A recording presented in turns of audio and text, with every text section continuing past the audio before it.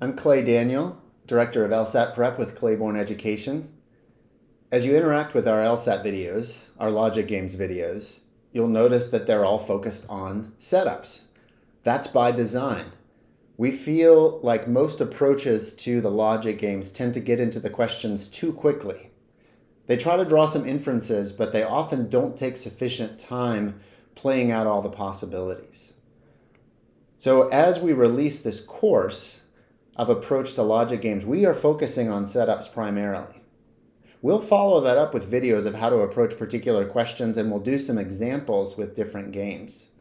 But before we do that, we want to make sure that sufficient focus is put on the setup, on the power of the decision tree method for generating these advanced game boards. So tell us in the comments, tell us as you interact with us. Yes, we want to see how this plays out with questions on this particular game.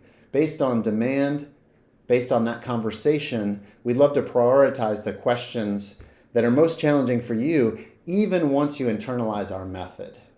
But let us hear from you on that, because we want to make sure that the power of the decision tree method is really at your disposal, that you internalize it, and then we can think about the approach to the questions together.